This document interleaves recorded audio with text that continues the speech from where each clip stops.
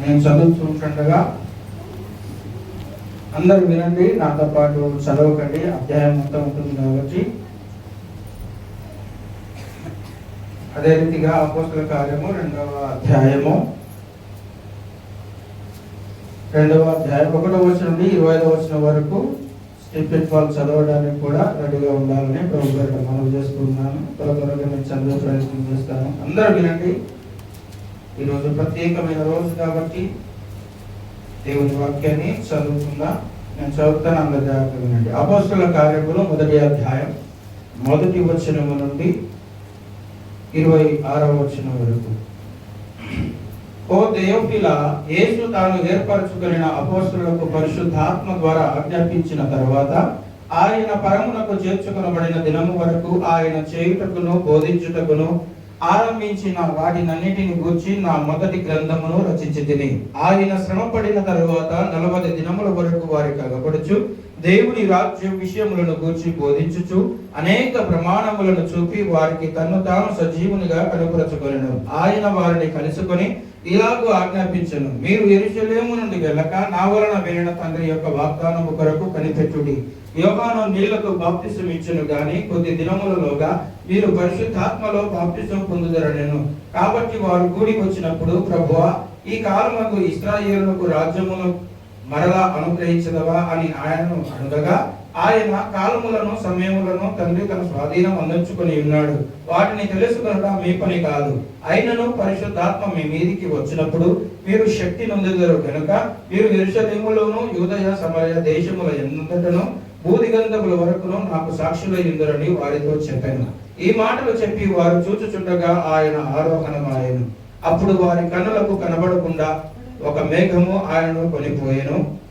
ఆయన వెలుచుండగా వారు ఆకాశము వైపు తేరి చూచుచుండగా, ఇదిగో తెల్లని వస్త్రములు ధరించుకున్న 2 మనుషులు వారి యొద్ద నిలిచెను. గలిలయ మనుషులారా, మీరెందుకు నిలిచి ఆకాశం వైపు చూచుచున్నారు? మీ యొద్ద నుండి పరలోకమునకు చేర్చుకొనబడిన ఈ యేసే ఏ రీతిగా పరలోకమునకు వెలుట మీరు చూచితిరో ఆ రీతిగానే ఆయన తిరిగి వచ్చునని వారితో చెప్పిరి. అప్పుడు వారు ఒలీవల వనమనబడిన కొండ నుండి యెరూషలేమునకు తిరిగి వెళ్ళిరి. ఆ కొండ యెరూషలేమునకు విశ్రాంతి దినమున నడువ దగినంత సమీపమున ఉన్నది. వారు పట్టణములో ప్రవేశించి తాము బస చేయుచుండిన మేడ గదిలోనికి ఎక్కిపోయిరి.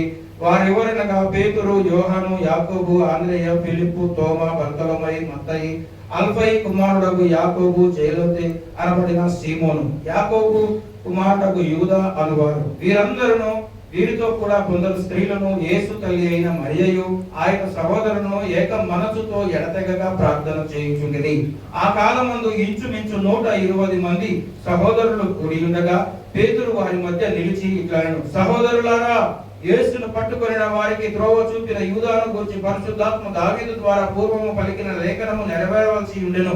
అతడు మనలో ఒకడుగా ఎంచబడిన వాడై ఈ పరిచర్యలో పాలు పొందెను. ఈ యూదా ద్రోహము వలన సంపాదించిన రూకలనిచ్చి ఒక పొలము కొనెను. అతడు తలక్రిందుగా పడి నడిమికి బద్దలైనందున అతని పేగులన్నీ బయటికి వచ్చెను. ఈ సంగతి యెరూషలేములో కాపురమున్న వారికందరికీ తెలియవచ్చెను గనుక వారి భాషలో ఆ పొలము అకల్దెమా అనబడి ఉన్నది. దానికి రక్తభూమి అని అర్థము. ఇందుకు ప్రమాణముగా అతని ఇల్లు పాడైపోవును గాక, దానిలో ఎవడను కాపురం ఉండకపోవును గాక, అతని ఉద్యోగము వేరొకడు తీసుకొనును గాక అని కీర్తన గ్రంథములో వ్రాయబడి ఉన్నది. కాబట్టి యోహాను బాప్తిసం ఇచ్చినది మొదలుకొని ప్రభువైన యేసు మన యొద్ద నుండి పరమునకు చేర్చుకొనబడిన దినము వరకు ఆయన మన మధ్య సంచరించుచుండిన కాలమంతయు మనతో కలిసి ఉన్న వీరిలో ఒకడు మనతో కూడా ఆయన పునరుద్ధానమును గూర్చి సాక్షి అయి ఉండుట ఆవశ్యకమని చెప్పెను.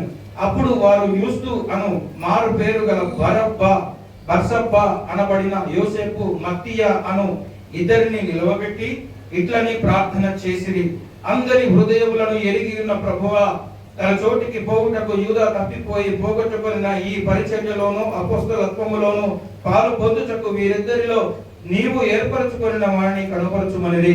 అతడ వారు వీరిని గూర్చి చీట్లు వేయగా మత్తీయ పేరిట చీటి వచ్చెను గనుక అతడు 11 మంది అపోస్తలులతో కూడా లెక్కింపబడెను. మిగతా భాగం స్టీఫెన్ పాల్.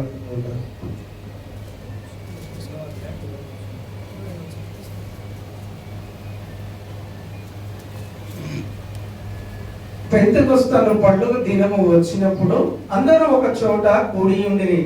అప్పుడు వేగముగా వీచు బలమైన గాలి వంటి యొక్క ధ్వని ఆకాశము నుండి అకస్మాత్తుగా వారు కూర్చుండి ఉన్న ఇల్లంతయు నిండెను. మరియు అగ్ని జ్వాలల వంటి నాలుకలు విభాగింపబడినట్లుగా వారికి కనబడి వారిలో ఒక్కొక్కరి మీద వ్రాలగా అందరూ పరిశుద్ధాత్మతో నిండిన వారై ఆ ఆత్మ వారికి వాక్శక్తి అనుగ్రహించిన కొలది అన్య భాషలతో మాట్లాడసాగిరి. ఆ కాలమున ఆకాశము క్రింద నుండి ప్రతి జనములో నుండి వచ్చిన భక్తి గల యూదులు యెరూషలేములో కాపురం ఉండిరి. ఈ శబ్దము కలుగగా జనులు గుంపులుగా కూడి వచ్చి ప్రతి మనుష్యుడు తన తన స్వభాషతో వారు మాట్లాడుట విని కలవరపడిరి. అంతటా అందరూ విభ్రాంతి నుండి ఆశ్చర్యపడి, ఇదిగో మాట్లాడుచున్న వీరందరూ గలిలయులు కారా?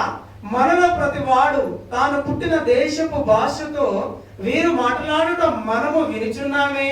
ఇదేమి పార్తీయులు, మాదీయులు, ఏలామీయులు, మెసొపొతమియా, యూదయ, కప్పదొకియా, పొంతు, ఆసియా, ఫ్రుగియా, పంఫూలియా, ఐగుప్తు అను దేశముల యందలి వారు, కురేనే దగ్గర లిబియా ప్రాంతముల యందు కాపురమున్న వారు, రోమా నుండి పరవాసులుగా వచ్చిన వారు, యూదులు, యూదు మత ప్రవిష్టులు, క్రేతీయులు, అరబీయులు మొదలైన మనమందరమును వీరు మన భాషలతో దేవుని గొప్ప కార్యములను వివరించుట వినుచున్నామని చెప్పుకొనిరి. అందరూ విభ్రాంతి నుండి ఎటు తోచక ఇదే మగును అని ఒకరితో ఒకడు చెప్పుకొనిరి.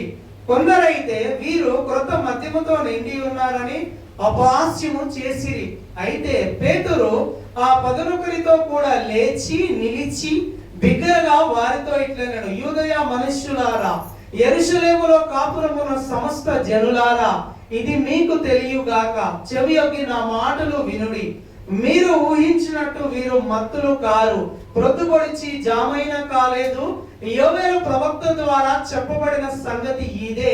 ఏమనగా అంత్య దినముల యందు నేను మనుషులందరి మీద ఆత్మను కుమ్మరించెదను.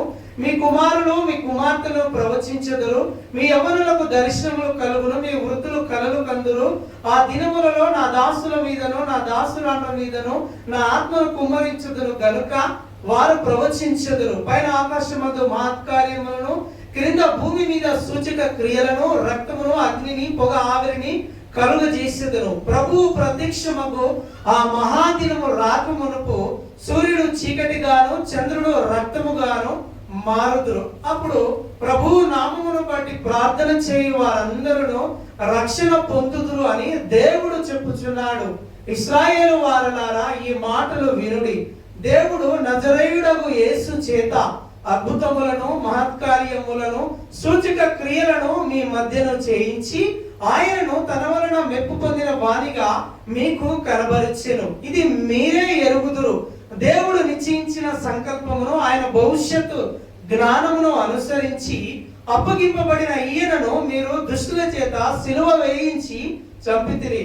మరణము ఆయనను బంధించుట అసాధ్యము గనుక దేవుడు మరణ వేదనను తొలగించి ఆయనను లేపెను. ఆయనను గూర్చి దావీదు ఇట్లా నేను